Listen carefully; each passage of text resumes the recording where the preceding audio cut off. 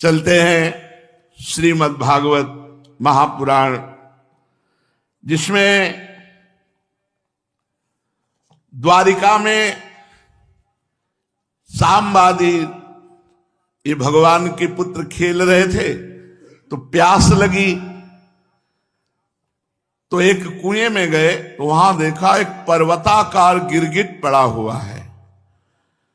तो सूत की रस्सी और चमड़े की रस्सियों से खींचने की कोशिश की, पर वो नहीं खींच पाए। फिर ये बात भगवान द्वारिकाधीश तक पहुंची, तो द्वारिकाधीश भगवान श्री कृष्णचंद्र जी वहां आए और बाएं हाथ से ही खींचकर निकाल दिया। भगवान का स्पर्श होते ही आश्चर्य हुआ, उस गिरगिट से एक तेजस्वी महापुरुष प्रकट हुए। यद्यपि भगवान त्रिकालज्ञ हैं, सब कुछ जानते हैं, पर पूछा कि हे देव पुरुष, तुम कौन हो और तुमको ये गति कैसे प्राप्त हुई? तुम गिरगिट किस कारण से बने? आप अपना परिचय दीजिए। तो राजा नृग ने कहा, नृगो नाम नरेंद्रो मिच्छ्वाकुतनयः प्रभो दानिस्वाख्याय मानेषु यदि ते कर्णमस्पृशम।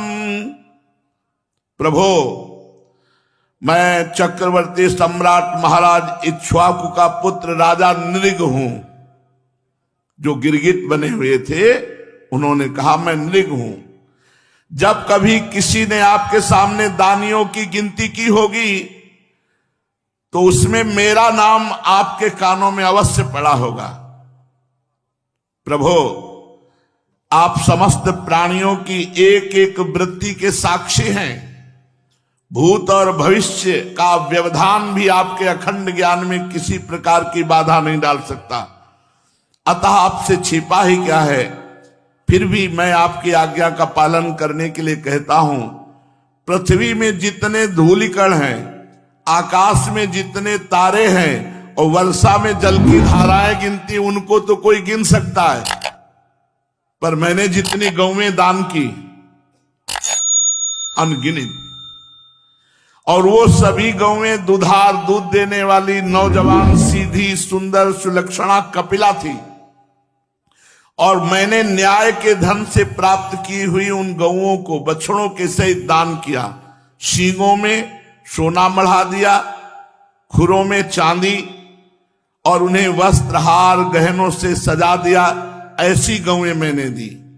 भगवान, युवावस्था से संपन्न श्रेष्ठ ब्राह्मण कुमारों को, जो सद्गुणी, शील संपन्न, कष्ट में पड़े हुए कुटुंब वाले, दंभ रहित, तपस्वी, वेद पाठी शिष्यों को विद्यादान कराने वाले और सच्चरित्र ऐसों को मैंने वस्त्राभूषण से अलंकृत गौओं का दान किया।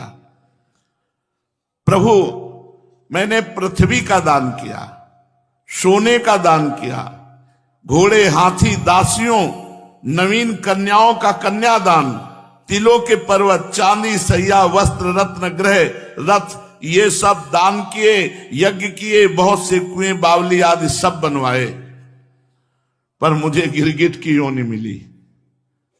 चूक हो गई एक चूक। लाख चूक करो, तुम्हारी दुर्गति नहीं होगी। राधा नाम जपो। श्री ध्रुवदास जी महाराज जीव दशा लीला में वर्णन करते हैं कि तुमने सब कुछ किया, लेकिन भगवान का नाम जप नहीं किया, भगवान का नाम उच्चारण नहीं किया।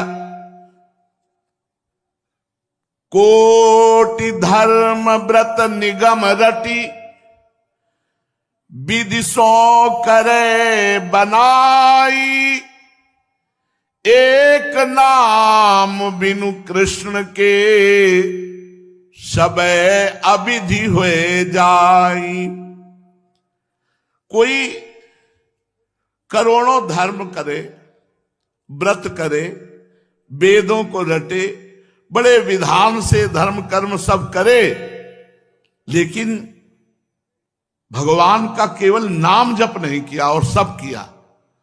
तो बोले सब अविधि हुए जाई, दान पुण्य नृग नृप बड़ कियो, 16 अंधकूप में दियो। बहुत दानी थे महाराज नृग। नाम जप नहीं किया तो एक अपराध सारे पुण्यों को ढक करके उनको गिरगिट बना दिया। और पापी एक अजामिल भयो, अधम बीज तिन तरु निर्मयो, सुतहित नाम नारायण लियो, सो पापी बैकुंठ ही गयो। ये तो महादानी, और एक अपराध भूल से बन गया तो गिरगिट बने, और महापापी भूल से बेटे के लिए उच्चारण किया नारायण नाम तो बैकुंठ पहुंच गया।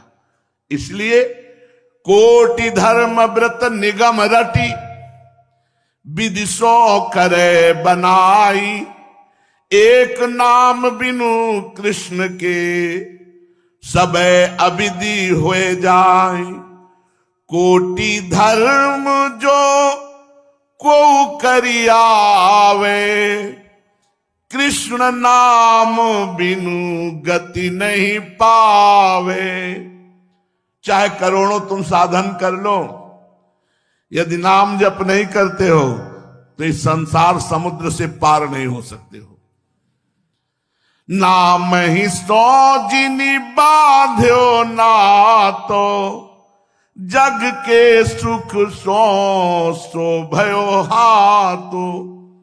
जिसने नाम से अपना संबंध जोड़ लिया, राधा राधा राधा राधा, तो जग के भोगों की जो कामना है, तृष्णा है, ये नष्ट हो जाएगी।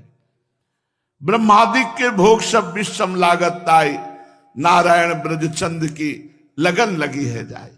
अगर आपने हरि नाम नहीं लिया, कृष्ण नाम नहीं लिया, राधा नाम नहीं लिया और ये सब किया तो बेकार हो गया। क्या?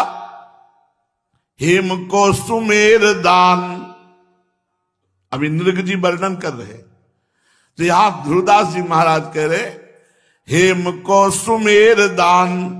कितना सोना दान करे? बोले सुमेरु जैसा।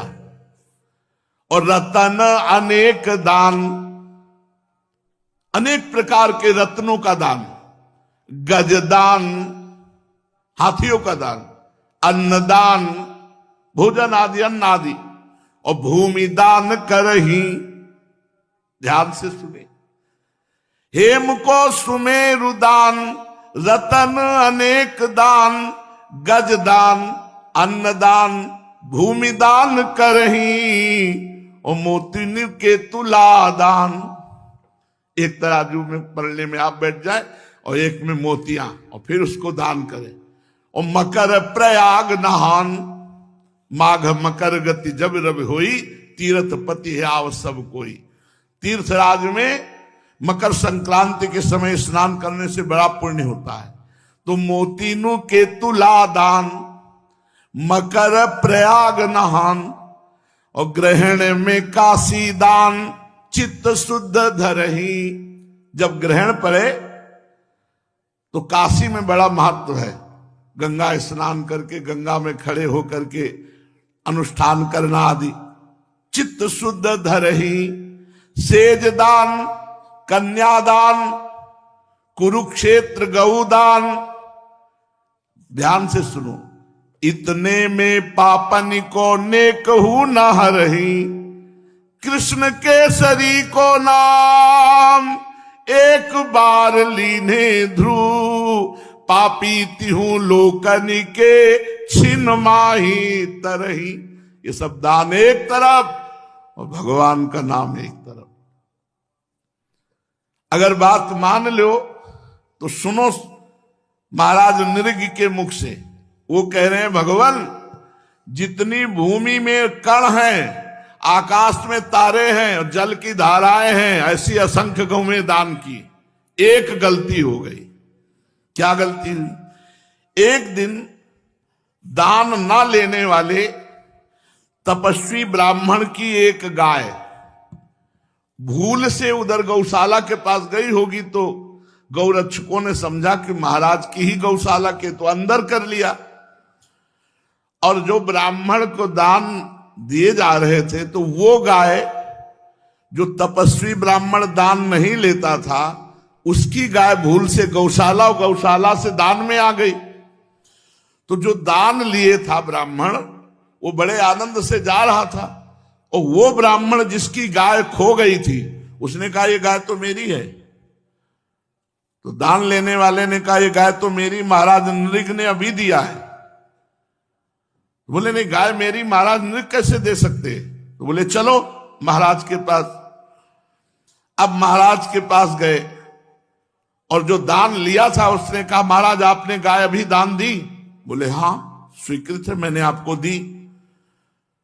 तो जिसकी गाय खो गई थी उसने कहा आप दान कैसे दे सकते हैं, गाय मेरी है और मैं किसी से दान कभी लेता नहीं, तो आपने हमारी गाय दान कैसे कर दी? आपने हमारी गाय चुरा ली। ब्राह्मण की बात सुनकर मैं भ्रमित हो गया, मैं धर्म संकट में पड़ गया। तो जिसकी गाय थी उससे कहा 1 लाख गाय दूंगा, आप इस गाय को दान दे दिया, हमने तो दे दिया, तुम्हें 1 लाख गाय देता हूं। उन्होंने कहा मैंने कभी दान लिया ही नहीं, मैं अपनी गाय लूंगा। जिसको दान किया था उससे कहा 1 लाख गाय दूंगा, तुम बोले नहीं हम यही गाय लेंगे। मैंने हाथ जोड़कर दोनों से कहा मैं आपका सेवक हूं, मेरे से अपराध बन रहा है, आप कृपा कीजिए, इस अपराध से मुझे बचाइए। राजन मैं इसके बदले में कुछ नहीं लूंगा, ये कहकर तो गाय का स्वामी चला गया जो कभी दान नहीं लेता था। इसके बदले में 1 लाख क्या, तुम और 10,000 गाय दो तो भी मैं नहीं लूंगा, ये कहकर दूसरा ब्राह्मण चला गया। जब मेरी आयु समाप्त हुई तो केवल इतने के कारण मुझे यमपुरी ले जाया गया। यमपुरी में ले जाकर के धर्मराज ने पूछा तुम अपने पाप का फल भोगना चाहते हो पहले या पुण्य का? तो हमने कहा पाप का। तो मुझे तत्काल ये गिरगिट का शरीर मिला द्वारिका के कुएं में। तब से मैं बड़ा कष्ट भोग रहा था। आज आपके दर्शन से गिरगिट योनि से मुक्त हुआ हूं। प्रभु मैं ब्राह्मणों का सेवक, उदार दानी, आपका निज जन, बड़ी अभिलाषा थी कि आपके किसी प्रकार दर्शन हो जाए। ये आपकी कृपा है कि पूर्व जन्म की हमारी स्मृति नष्ट नहीं हुई। हे परमात्मन, बड़े बड़े शुद्ध हृदय योगीश्वर उपनिषदों की दृष्टि से अपने हृदय में आपका ध्यान करते रहते हैं। हे इंद्रियातीत परमात्मन, साक्षात आप मेरे नेत्रों के सामने आ गए, ये कितनी बड़ी कृपा है आपकी। प्रभु मैं तो अनेक प्रकार के व्यसनों दुखद कर्मों में फंसकर अंधा हो रहा था। आपका दर्शन तो तब होता है जब संसार चक्र से छुटकारा मिलने का समय आता है। हे देवताओं के आराध्य देव पुरुषोत्तम गोविंद, आप ही व्यक्त और अव्यक्त जगत तथा जीवों के स्वामी हैं। हे अविनाशी अच्युत, आपकी कीर्ति पवित्र है। हे अंतर्यामी नारायण, आप ही समस्त वृत्तियों और इंद्रियों के स्वामी हैं। प्रभु श्री कृष्ण, मैं अब अपने देवलोक को जा रहा हूं, आप मुझे आज्ञा दीजिए। आप ऐसी कृपा कीजिए कि मैं चाहे कहीं भी क्यों न रहूं, मेरा चित्त सदा आपके चरण कमलों का चिंतन करता रहे। प्रभु आप समस्त कार्यों और कारणों के रूप में विद्यमान हैं। मैं जानता हूं आपकी शक्ति अनंत है, और मैं ये भी जानता हूं कि आप स्वयं ब्रह्म हैं। मैं आपको बार बार नमस्कार करता हूं। सच्चिदानंद स्वरूप सर्वांतर्यामी वासुदेव भगवान श्री कृष्ण, आप समस्त योगों के स्वामी हैं, स्वयं योगेश्वर हैं। मैं आपको बार बार नमस्कार करता हूं। राजा नृग ने इस प्रकार भगवान की स्तुति की और परिक्रमा करके 4 मुकुट से उनके चरणों में पुनः साष्टांग प्रणाम किया। जे ही प्रणाम कर रहे थे ते श्रेष्ठ विमान आया और विमान पर बैठ करके वो देवलोक को चले गए। राजा नृग के चले जाने पर ब्राह्मणों के परम प्रेमी धर्म के आधार देवकी नंदन भगवान श्री कृष्ण ने संपूर्ण द्वारिका वासियों को और अपने कुटुंब को शिक्षा दी। जो लोग अग्नि के समान तेजस्वी हैं वो भी यदि ब्रह्म ऋषियों का थोड़ा भी अपराध कर दे तो नष्ट हो जाएंगे। भगवान बोल रहे हैं, जो अभिमानवश झूठ मूठ अपने को लोगों का स्वामी समझते हैं, उन राजाओं की क्या सामर्थ्य है कि ब्रह्म ऋषियों का अपराध करके वो ठीक से रह सके। ना हम हालाहलम मन्ने विषम यस्य प्रतिक्रिया ब्रह्मस्वम ही विषम प्रोक्तम नास्य प्रतिविधिर भूई। भगवान कह रहे हैं मैं हलाहल विष को विष नहीं मानता, क्योंकि हलाहल विष की चिकित्सा हो सकती है, लेकिन यदि ब्रह्म ऋषि ब्राह्मण का धन अपहरण कर लिया जाए तो कुल परंपरा को नष्ट कर देगा। वो महाविष है, नष्ट कर देगा। उसको पचा लेने की सामर्थ्य पृथ्वी में किसी की भी नहीं है, ना किसी औषधि की है और ना कोई उपाय है। उससे बचने का भोगना ही पड़ेगा। इसलिए वैष्णव से ब्रह्म ऋषियों से बचना चाहिए कि हम कोई उनका अपराध न कर दे। हलाहल विष केवल खाने वाले का प्राण हर लेता है। आग भी जल के द्वारा बुझाई जा सकती है, परंतु ब्राह्मण के धन रूपी अरण से जो आग पैदा होती वो सारे कुल को समूल जलाकर भस्म कर देती है। ब्राह्मण का धन यदि उसकी पूरी पूरी सम्मति लिए बिना भोगा जाए तो भोगने वाले और उसके लड़के और उसके पौत्र 3 पीढ़ियों का नाश करता है। और यदि बलपूर्वक हठपूर्वक उनसे छीन कर भोगा जाए तो 10 पीढ़ियों का नाश करता है। 10 पीढ़ियों का। पूर्व पुरुषों की 10 पीढ़ियां और आगे की 10 पीढ़ियां, 20 पीढ़ियां हो गई। जो ऊपर पितर लोक में उनको नरक जाना पड़ेगा और जो आगे 10 पीढ़ियां होंगी उनको नरक जाना पड़ेगा, यदि जबरदस्ती बलपूर्वक ब्राह्मण की संपत्ति छीन कर उपभोग किया जाए। भगवान बोल रहे हैं द्वारिकाधीश, जो मूर्ख राजा अपनी राज्य लक्ष्मी के घमंड से अंधे होकर ब्राह्मणों का धन हड़पना चाहते हैं, वो सीधे नरक का रास्ता पुष्ट करते हैं। वे नहीं देखते कि ब्रह्म ऋषियों के वैष्णवों के अपराध से उनको कितने बड़े गड्ढे में गिरना पड़ेगा।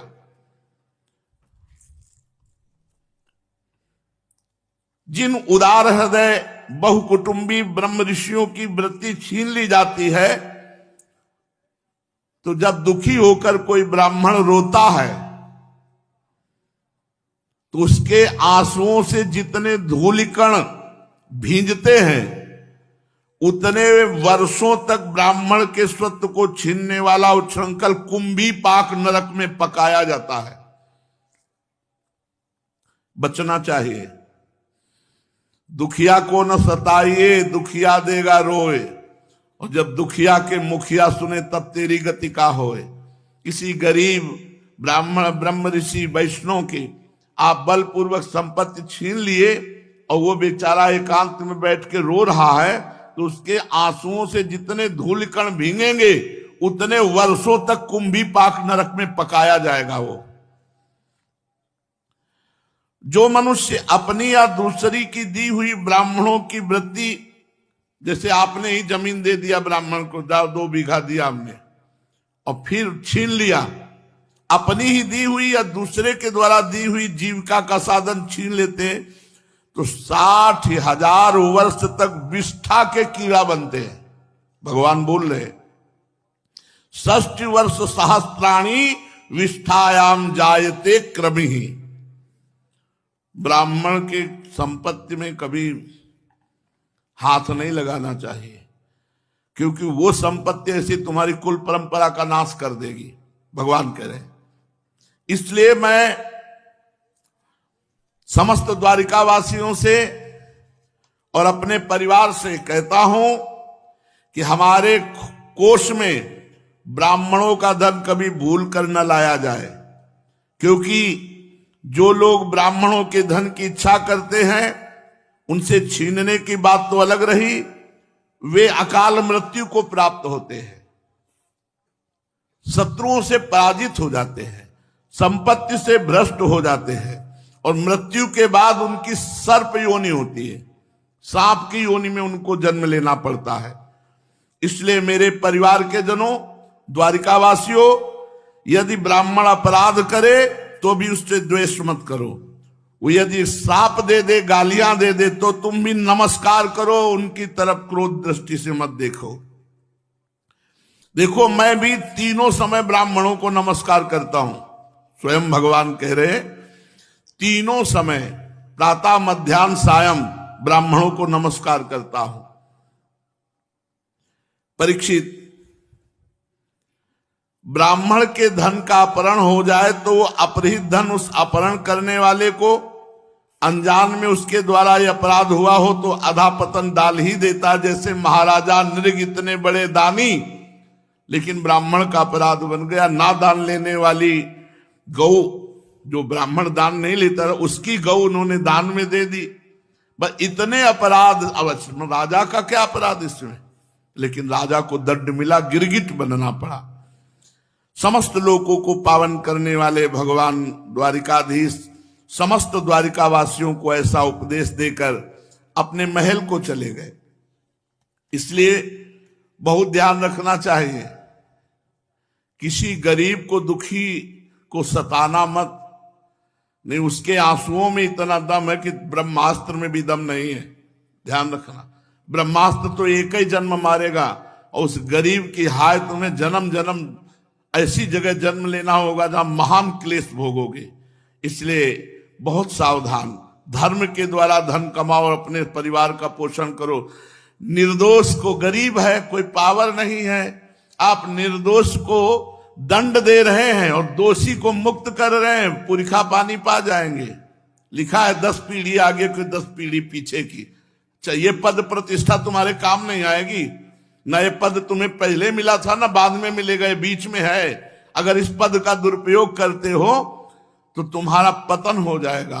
भगवान ने बताया, इतने बड़े महादानी नृग के द्वारा एक भूल से अपराध बनने पर उन्हें गिरगिट की योनि प्राप्त हुई। भगवान श्री द्वारिकाधीश जी अपने माता पिता देवकी वसुदेव जी को नित्य प्रणाम करना, उनकी सेवा में उपस्थित होना।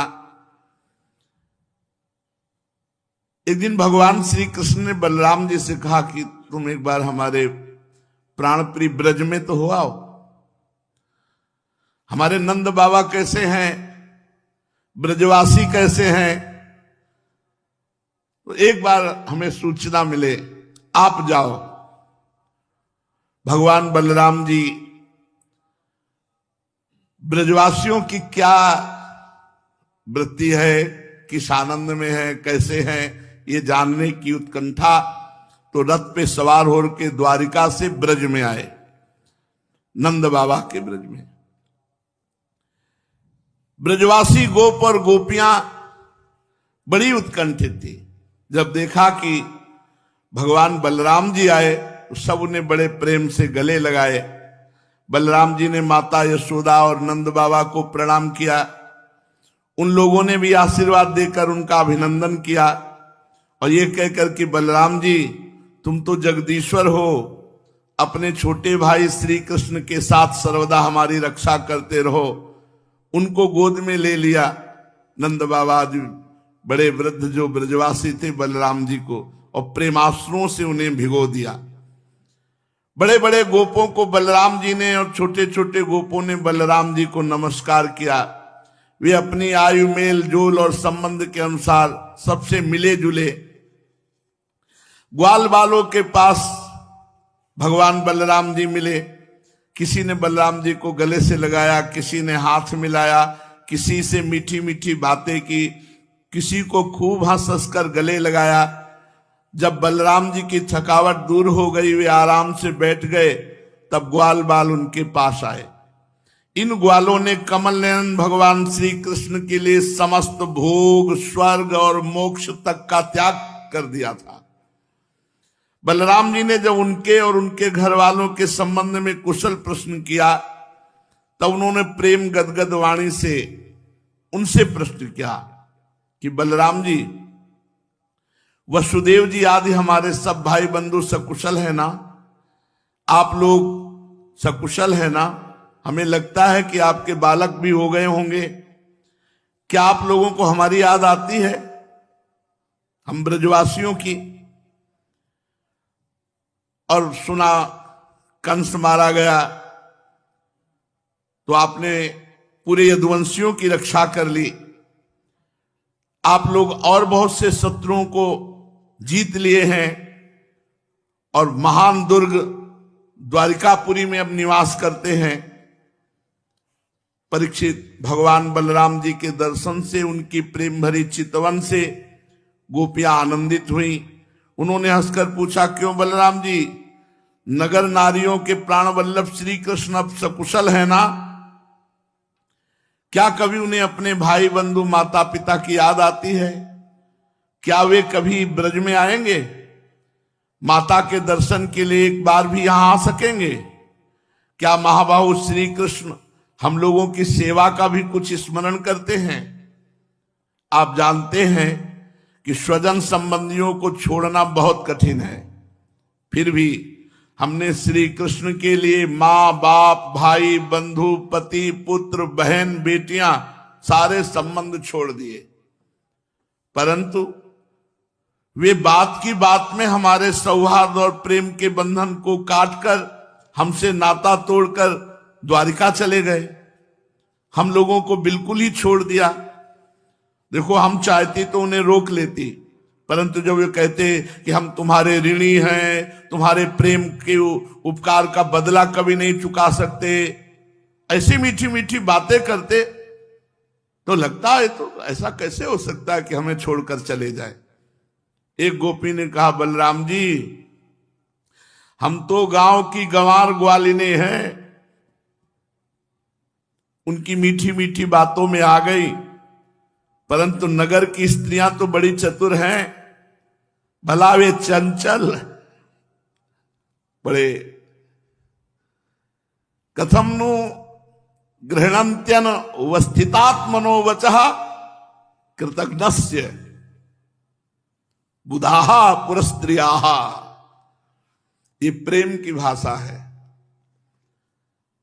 गोपी ने कहा, वो चंचल, वो कृतज्ञ श्री कृष्ण की बातों में नहीं फंसने वाली।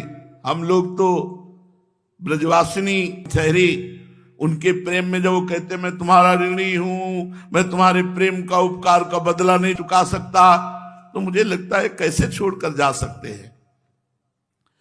दूसरी गोपी ने कहा, नहीं सखी, श्री कृष्ण बातें बनाने में तो अद्वितीय हैं, ऐसी रंग बिरंगी मीठी मीठी बातें कहते हैं, और ऐसी मुस्कुराहट, ऐसी चितवन, चाहे नगर नारियां हो चाहे कोई भी हो, वो प्रेमावेश से व्याकुल हो जाती हैं और उनकी बातें सुनकर अपने आप को न्यौछावर कर देती है। तीसरी गोपी ने कहा, अरे गोपी, हम लोगों को उनकी बात से ही क्या मतलब है? यदि समय ही काटना है तो कोई दूसरी बात करो, कृष्ण की नहीं। उस निष्ठुर का समय हमारे बिना बीत जाता है तो हमारा भी उसी की तरह, भले ही दुख से क्यों ना हो, समय बीत जाएगा। बात करते करते गोपी के सामने भावदेश में श्री कृष्ण, वही हंसी, वही प्रेम भरी मुस्कुराहट, वही चारु चितवन, वही अनूठी चाल, वही प्रेमालिंगन मूर्तिमान होकर नाचने लगा और बातों की बात में ही मधु स्मृति में तन्मय होकर के चिल्ला चिल्ला कर गोपी रोने लगी। हा कृष्ण, अभी कह रही थी कि हमें उनसे क्या मतलब, उनका समय हमारे बिना कट जाता है तो हमारा भी समय कट जाएगा। अचानक तन्मयता हुई, बस रोना प्रारंभ कर दिया। परीक्षित, भगवान बलराम जी अनुनय विनय करने में बड़े निपुण हैं। तत्काल उन गोपियों को सांत्वना देने लगे और भगवान की मधुर मधुर बातें, मधुर मधुर लीला कह करके उनके हृदय को शीतलता प्रदान कर रहे हैं। 2 महीने चैत और बैसाख ब्रज में रहे, गोपियों के साथ रह करके भगवान श्री कृष्ण की स्मृति में तन्मय करते बलराम जी। बैठ जाते बीच में और उनकी लीलाएं, उनकी बातें, उनकी शोभा का वर्णन करते।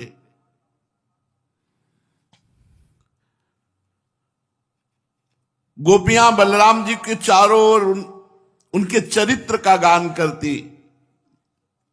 बलराम जी प्रेम उन्मत्त होकर ब्रज की कुंज निकुंजों में विहरण करते। गले में पुष्पों का हार, वैजंती माला, आनंद से उन्मत्त, और एक कान में कुंडल झलक रहा है।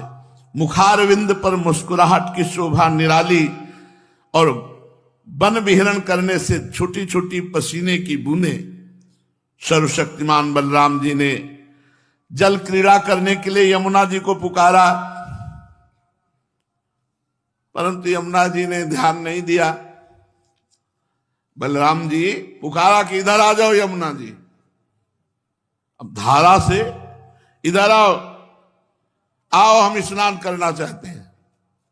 जाके स्नान करना चाहिए, पर बलराम जी है। अब यमुना जी नजदीक नहीं आई। बलराम जी को बहुत गुस्सा आया, तुरंत हल्का स्मरण किया और यमुना जी में फंसाया और कहा हमारी आज्ञा का उल्लंघन किया, मेरा तिरस्कार किया, अब देखो मैं तुम्हें स्वेच्छाचार का फल चखाता हूं। बलराम जी ने जो ही ऐसा किया तो यमुना जी प्रकट हो गई, चरणों में गिर गई और कहने लगी, हे लोकाभिराम बलराम जी महाबाहो, मैं आपका पराक्रम भूल गई थी, इसलिए आपकी आज्ञा का पालन करने में विलंब हुआ। मैं आपकी शरण में हूं, आप मेरी भूल चूक को क्षमा कीजिए और मुझे छोड़ दीजिए। यमुना जी की प्रार्थना पर बलराम जी ने उन्हें क्षमा कर दिया।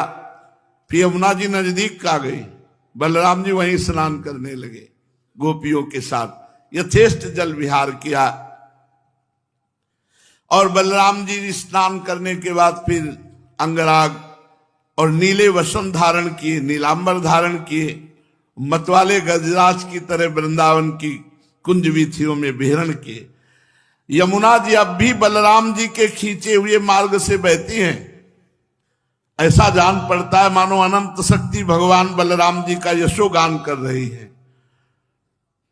बलराम जी का चित्त ब्रजवासिनी गोपियों के माधुर्य से इस प्रकार मुग्ध हुआ कि उन्हें समय का कुछ ज्ञान ही नहीं रहा। बहुत सारे समय ब्रज में व्यतीत करके जब बलराम जी नंद बाबा के ब्रज में आए हुए थे तो पीछे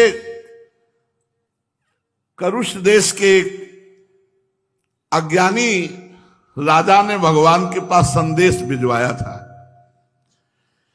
क्या था कि उसको काशी नरेश और राजाओं ने बताया कि तुम तो भगवान वासुदेव हो, तुम्हारा तो अवतार जगत उद्धार के लिए हुआ है। वो नकली वासुदेव द्वारिका में, तुम असली वासुदेव हो।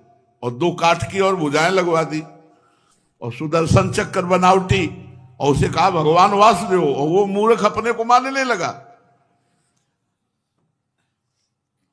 बहकावे में आके उसने एक दूत भेजा।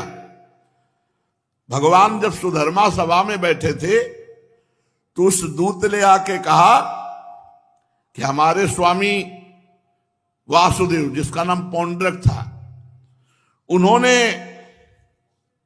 आपके पास सूचना भेजी कि सुदर्शन चक्र और 2 भुजाएं आपने जो नकली लगवा रखी ना, हटा लो, असली वासुदेव वो है, अवतार जगत का उद्धार करने के लिए उनका हुआ है। जैसे बच्चे खेल खेल में किसी को राजा बना दे और राजा मान बैठे, ऐसे वो अपने को वासुदेव मान बैठा। जब भगवान कमल नयन को द्वारिका की सभा में उस दूत ने ऐसा कहा कि एकमात्र मैं वासुदेव हूं, ऐसा हमारे राजा ने कहा है, प्राणियों पर कृपा करने के लिए मैंने अवतार ग्रहण किया है, ऐसा हमारे राजा ने कहा है। तुम झूठे मूठे वासुदेव हो, ये अपने चिन्ह छोड़ो, वो असली वासुदेव है, तुम नकली। भगवान ने कहा, आगे क्या कहा है? तुम कहा कि सुदर्शन चक्र आदि छोड़कर मेरी शरण में आ जाओ तो तुम्हें मैं क्षमा कर दूंगा, नहीं तो मैं तुम्हें दंड दूंगा। उस पौंड्रक ने, पौंड्रक की बात सुनकर उग्रसेन आदि सभासद खूब जोर से ठहाका मार के हंसे। जब हंसी समाप्त हुई तो भगवान ने कहा, भैया दूत, जो हम बात कहें अपने वासुदेव से बता देना जाके। तुम जाकर उनसे कह देना कि सुदर्शन चक्र छोड़ूंगा लेकिन तुम्हारे ऊपर छोड़ूंगा। तुम अपना सुदर्शन चक्र छोड़ना, अब वो नकली सुदर्शन और भगवान असली।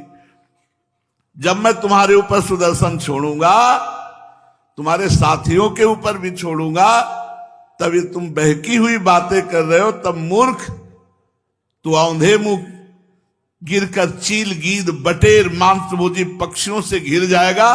तेरा मांस चीत चीत कर ये मांसभोजी पशु पक्षी खाएंगे। भगवान का ये तिरस्कार पूर्ण संवाद लेकर पौंड्रक का दूत अपने स्वामी के पास गया और उसे कह सुनाया। भगवान दारुक को बुलाया, कहा रथ तैयार करो, चलते हैं पौंड्रक के पास। भगवान पौंड्रक के पास जा रहे, पता चला कि वो काशी में है। पौंड्रक काशी नरेश का मित्र है और इस समय काशी में है। तो भगवान स्वयं पहुंच रहे हैं काशी और बड़ा विचित्र खेल हुआ। सारूप्य मोक्ष की प्राप्ति हुई उसको, पौंड्रक को। मतलब झूठी बात करने से परम पद को प्राप्त हो गया। मैं वासुदेव हूं, मैं वासुदेव हूं, मैं वासुदेव हूं, ये चिंतन होने से वो सारूप्य मोक्ष को प्राप्त। यार कैसे हमारे भगवान है कि किसी भी तरह से भगवान से जुड़ जाए तो मंगल ही हो जाता है। यद्यपि भगवान की अवहेलना कर रहा है, भगवान से द्वेष कर रहा है, तो इसे नरक जाना चाहिए, लेकिन सारूप्य मोक्ष को प्राप्त हुआ।